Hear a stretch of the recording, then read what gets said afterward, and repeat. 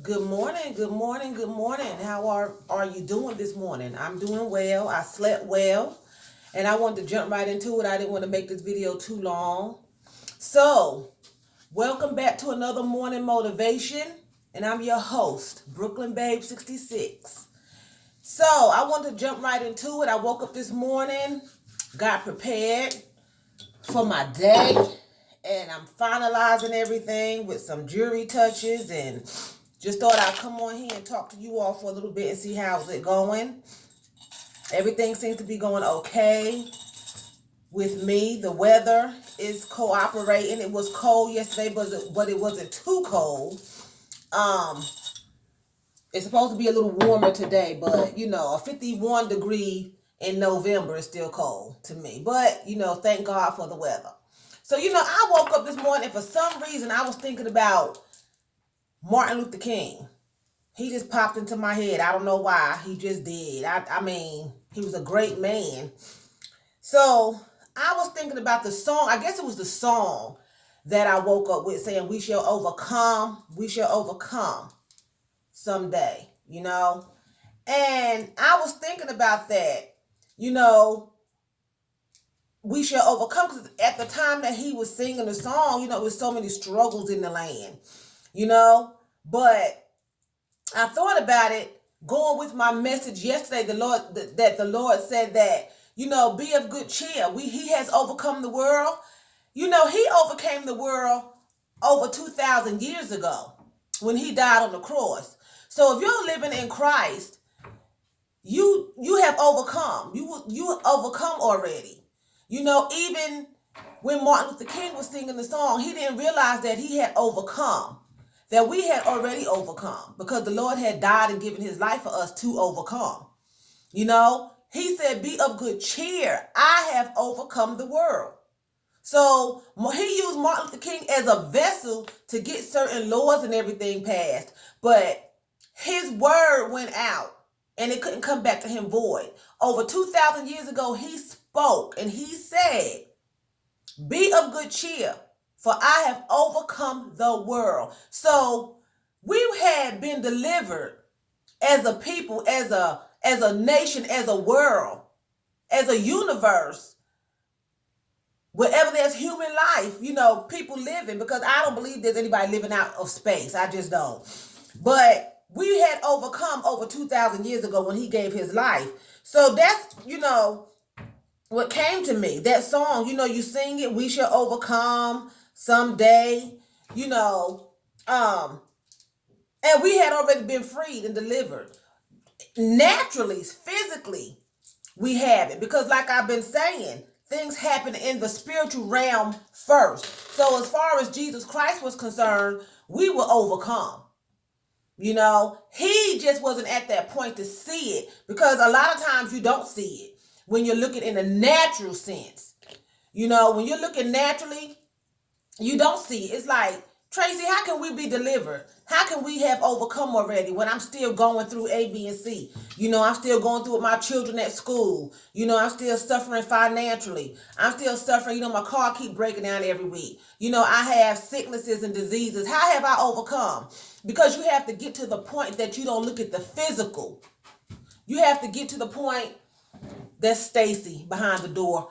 You have to get to the point that you looking in the natural, because the Lord always works in not the natural. Don't look at the natural. Let me take that back. Look at the spiritual. Don't look at your situation.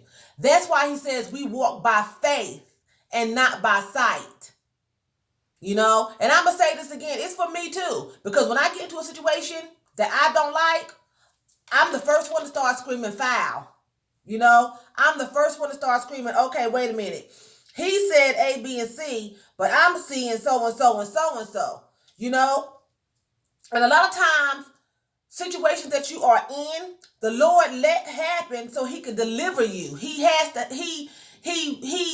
let Satan hang himself. He let Satan hang himself. So situations that you are in, via it's a marriage or just health situations, sometimes the Lord allows Satan to attack you, just like he did Job. A lot of people think that Job The Lord put that on him. That's not true. When Job spoke out of his mouth and said, the Lord giveth and the Lord taketh away, notice who said it. Job said that. Jesus Christ did not say that. That's in the Bible. But Jesus Christ, God himself, never said that. Anytime a person in the Bible or now loses something, it happened because of unfortunate circumstances, or you were out of the will and you caused something to happen. Job caused that to happen because the word says that what he feared most came upon him. When you fear, God has not given us the spirit of fear. Okay? So when he feared every day. He prayed for his children not to be destroyed. Every day he prayed that he didn't lose his personal effects. Every day he was making that prayer because he was afraid. So by him being afraid, that gave a door for Satan to walk in and take everything he had. Satan went to heaven and complained on Job and said, you know, he would curse you to your face, but you got a hedge around him. Nobody can touch Job. And the Lord was like, it was really, Satan went to him because Satan knew that Job was out of the will, because he was full of fear. So that's why he was able to go to the Lord and complain. And the Lord was like, okay, but you can't touch his life, but we'll see. We'll see, you know. Because remember now, we don't know the whole conversation that went on between Satan and the Lord, okay? But he agreed, okay, you feel like he's going to cuss me to my face and he's going to turn on me. That's my servant. I don't believe it, but I know it for a fact that he won't. But if you feel like you all that in the bag of chips, you go ahead and you do what you got to do, but don't touch his life. You can't have him. That's it. He's mine. And Satan went after him, and Satan took everything. Job did not know that, because at the time they did not know of Satan. Everything bad that happened to them, they accused Jesus, not Jesus Christ, they accused God. And sometimes he did turn the wrath on them. But it was always because of them doing something that they had no business doing. He don't just put evilness on you because he can't look on sin. So he don't put you in situations that's going to cause you to sin. He don't cause you pain and problems. Any pain and problems you're going through is pain and problems that you caused in your life. Even sicknesses and disease, you know, they say it's hereditary. So when you accept that, that's something you accept. God said that he come that we might have life. He bore all our sicknesses and our diseases. When he took out them stripes for us, he took everything. He wasn't walking around down here sick. He healed the sick and he raised the dead. Okay? So Job, he felt like, you know, he gave this all to me. He gave it to me. He took it away for whatever reason. I don't know. But Satan did that because really and truly, when you're out of the will and you're full of fear, God he backs off. He don't work in fear. He don't work in fear. That gave Satan the avenue to be able to go in there and attack. So that statement that Job made and that song that Martin Luther King was singing, those are not true. Those are not true. You have already overcome when Jesus Christ died on that cross over 2,000 years ago.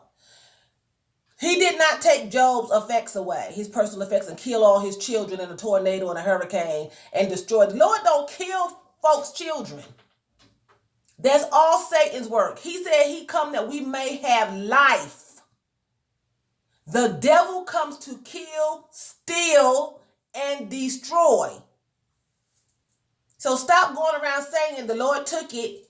He give it to you. He take it away. He does not do that. If you lose anything, check yourself. Because I'm sure 99.99999, you are the father. You are the cause of it. You're the father of losing everything. You're the mama of losing everything. You did something. You were out of the will. Now, some things happen and you just can't control it. You lose your job.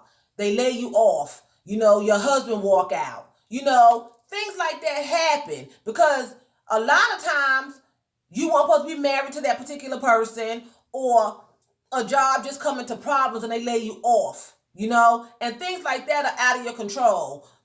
I'm not talking about things like that, but the Lord still can shield your personal effects when that happened if he gave it to you. If he was behind it, if Satan was behind you getting all your blessings and your miracles, then 9 times out of 10, you'll lose it. You know, and then the Bible also says that it's hard for a rich man. It's easier for a camel to go through the eye of a needle, okay, than for a rich man to make it into heaven, because he don't want to give up his money. So people that's billionaires and millionaires, they've lost all their money too, some of them.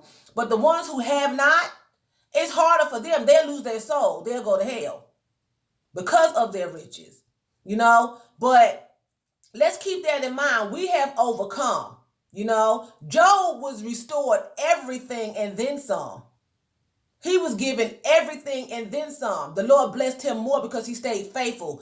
Even though he doubted and even though he didn't understand, his wife told him, why are you being so stupid and crazy? You need to curse God and die. He done took everything from us. We don't have nothing. Well, it was easy for her to say because she wasn't afflicted with the body's boils and the sicknesses and the diseases.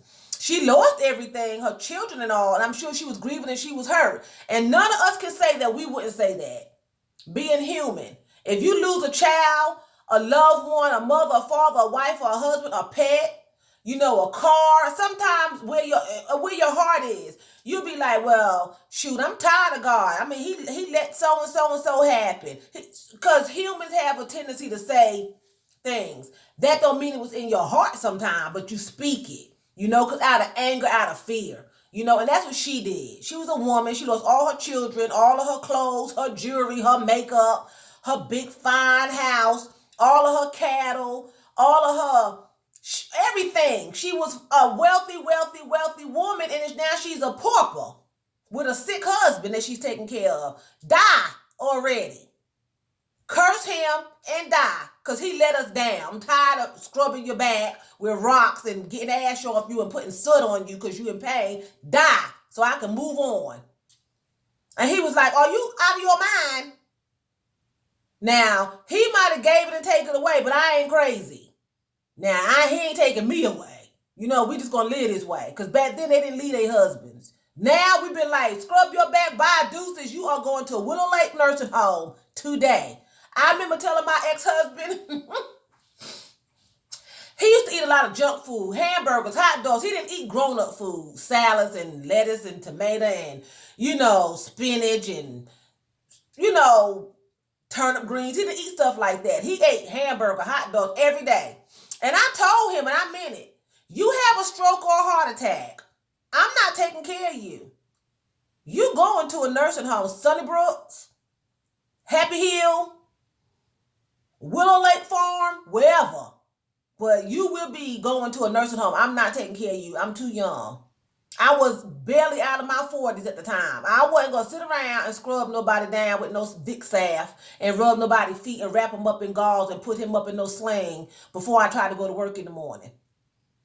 And then come home after work and try to clip fingernails. I wasn't doing that. I married. The Bible does not say for better or worse in sickness and health. That was man-made matrimony words. That was not God's words.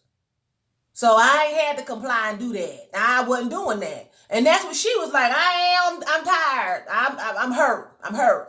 So anyway, to make a long story short, God never took his stuff away. Satan did because of Job's fear. That gave him a gateway to get into his life and to destroy everything. But it wasn't finalized because Satan cannot destroy you unless God allow him to if you are saved.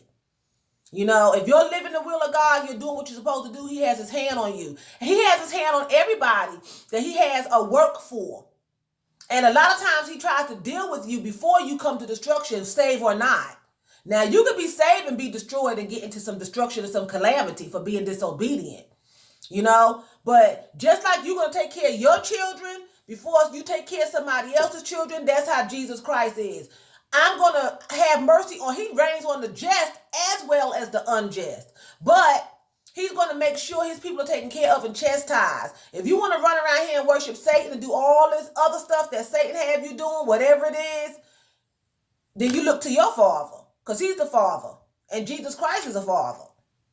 You know, yeah, he's the Father of all. But you know how you have some children who just, you can't get a hold of and they do what they want to do and you have to turn them loose? That's the same way Jesus Christ works. Tough love until you choose right or wrong, who I'm going to serve. You can't serve Jesus Christ and Satan too. You can't do that. You can go to church every Sunday all you want to and worship, shout, holler, scream, roll around the pews. But when the end comes, where you going? You know? So, with that being said, I'm going to go. I want you to rate, share, and subscribe. Enjoy my videos, please. And thank you for watching. Y'all have a lovely day. I'll talk to you on Wednesday.